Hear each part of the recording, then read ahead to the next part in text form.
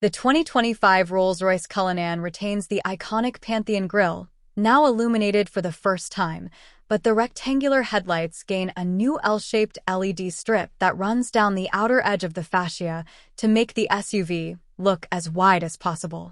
The bumper is heavily revised, with slanted air intakes that create a V shape, which Rolls-Royce says emulates the bow of a yacht. The Cullinan now rides on 7-spoke 23-inch wheels, each milled from a billet of aluminum. Rolls-Royce also cooked up a new paint finish called Crystal over that uses a lacquer infused with glass particles to create a subtle shimmer reminiscent of fresh snow under morning light, the automaker said, applied here to Imperador truffle brown paint.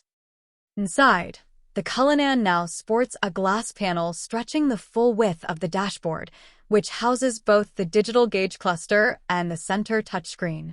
While the touchscreen in the outgoing model could be hidden behind an upholstered trim piece, the new screen is fixed in place and permanently visible.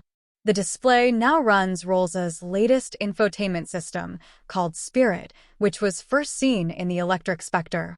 Don't worry, the Cullinan is still effortlessly motivated by the same twin-turbo 6.7-liter V12, and the more potent black badge model also returns, cranking out 592 horsepower and 664 pound-feet of torque.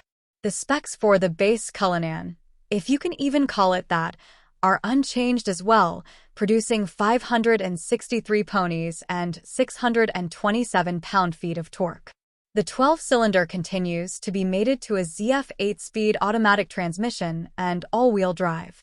There's no word on how much the new Rolls-Royce SUV will cost just yet, but the 2025 Cullinan will likely be more expensive than the 2024 model's $391,750 starting price.